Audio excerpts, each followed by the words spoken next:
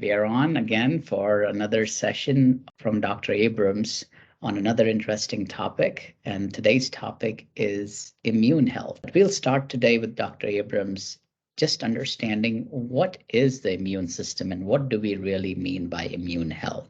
Dr. Abrams. So the immune system is our line of defense following skin and mucous membranes to protect us against foreign invaders.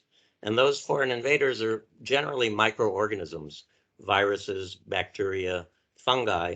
But sometimes we also, and relevant to cancer, recognize cells of our own body as foreign if they've been changed. We believe that we make cancer cells all the time, but because we have an actively functioning, healthy immune system, we eradicate them before they can grow into tumors.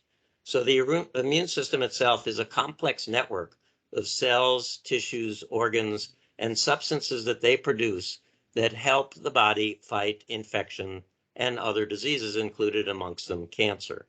The immune system is basically the building block cells are the white blood cells, particularly the so-called lymphocytes, of which there are a number of different types, and the so-called lymph system, which is included in lymph nodes, hundreds of which are found throughout the body, usually not able to be felt, but sometimes if you're fighting an infection, you will get a swollen gland. The thymus, which overlies the heart in childhood, but involutes as it does its work to produce the T lymphocytes that are important in the immune system, and the spleen. In addition, our tonsils are part of the immune system, as are our adenoids and our appendix. So it's all over the body, and it's really there to help protect us from foreign invaders. It does that by some of the cells, particularly the so-called T lymphocytes that I mentioned, programmed and produced by the thymus, actually eat up the foreign invaders. And some of the cells, the so-called B lymphocytes, produce proteins or antibodies that neutralize the foreign invaders. And this is important now because those antibodies are what we produce when we get a vaccination against a particular virus or bacterial infection. So the immune system, very complex. We think of it essentially in fighting off microorganisms, but it also helps us to eat up little cancer cells before they become tumors. Thank you. How does one boost their immune system? So the immune system really depends on being healthy. So boosting the immune system means that you are a healthy weight, that you eat healthy food, including a lot of fruits and vegetables, that you don't smoke tobacco, that you minimize alcohol if you drink it at all, that you get enough sleep, that you exercise regularly, and that you try to diminish your stress. I know that's difficult in this day and age, but stress, after all, is adrenaline or epinephrine, which kills the lymphocytes, the building block cells of the immune system, and stresses cortisol, a steroid hormone, which is an immune suppressant. In addition, keep up to date on vaccinations. So there are some supplements, particularly some of the vitamins. Vitamin D deficiency, I think, is what we as a herd get in the autumn when the sun goes down, which allows the viral season to start. It's not like there's a bank of viruses sitting off waiting to come in November when, when the days get shorter. It's because we become vitamin D deficient in the absence of strong sun.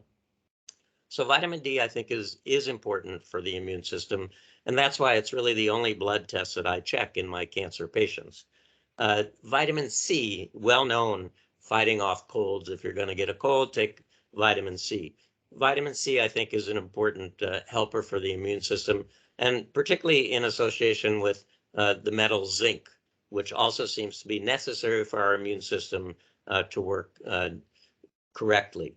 Now, in addition to those vitamins that boost the immune system, there are some supplements that I like, including the medicinal mushrooms previously discussed, that work by fooling the immune system into thinking that we're being infected by a bacteria, which mounts a non-specific immune response that we hope will also knock out nascent or tiny cancer cells. In addition, a Chinese herb called astragalus has also been suggested to be useful in boosting the immune system in a similar way. Inflammation is part of normal healing.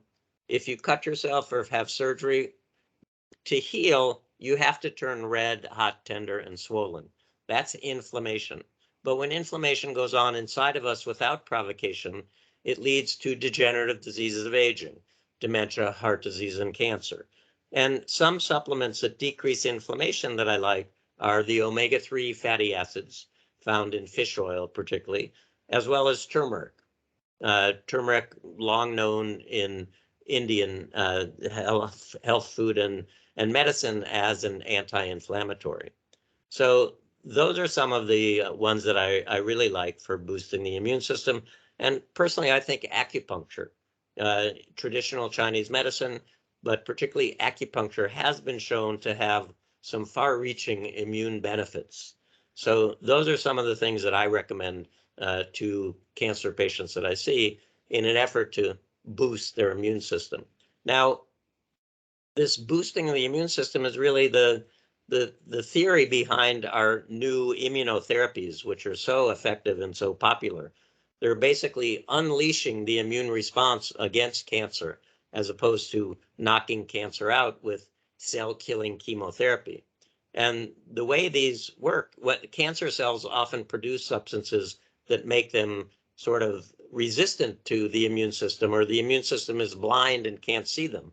Well, these new immunotherapies uncork the immune system so it can find those cancer cells and eat them up. So patients who are taking those immune therapies, I often recommend don't take something that's going to be immune enhancing like medicinal mushrooms. It's again based on no placebo-controlled clinical trials, just my own gestalt feeling that I don't want the immune enhancement of mushrooms to interfere with the immune enhancement of the potentially very therapeutic immunotherapies. Thank you, Dr. Abrams. What about the immune connection with your gut or your microbiome? That's lately been quite a bit of a topic that's being discussed. What's your thoughts on that? Yeah, so the microbiome, I think, is very heavily influenced by what we eat. And I think people who have a unhealthy microbiome are those that are eating unhealthy fast foods and drinking a lot of sugary drinks. The recommendations I give for nutrition are organic, plant-based, antioxidant-rich, anti-inflammatory whole foods. And I think that generates a good, healthy immune system. And we now appreciate that, for example, the immunotherapies that I were just mentioning really require a healthy microbiome to be effective. Oh, the last question is, as you think about different things that you mentioned, from vitamin C, D, as well as mushrooms and omegas, just high level, any risks that people should be aware of as they think about immune enhancing properties of these different supplements? Yeah, again, there's no free ride and everything has potential toxicity. Even something as seemingly benign as vitamin C, some people get kidney stones from it. Vitamin D, if people take too much vitamin D, it could lead to calcification of the coronary arteries and even the aorta, the major blood vessel in the body. People who take the immune boosting mushrooms, as I mentioned, I really don't want people whose immune systems are already turned on, people with lymphoma or chronic lymphocytic leukemia or multiple myeloma, to take these mushrooms, nor do I want people on immunotherapy to consume the medicinal mushrooms, because I don't want that to interfere. Turmeric is often packaged with black pepper to increase its absorption from the upper gastrointestinal tract. And black pepper will also increase the absorption of everything else in the stomach at the same time. So people who are taking oral cancer therapies need to be careful. And if they're taking turmeric, either don't take one with black pepper to enhance its absorption, or separate that and any other prescription medications that you're taking by at least 2 hours, because that can be a problem. Omega-3s, I think, are relatively benign. People don't like getting fishy burps. I say keep it in the refrigerator and eat food on top of it. But if you take too much omega-3 fatty acids, it can lead to bleeding.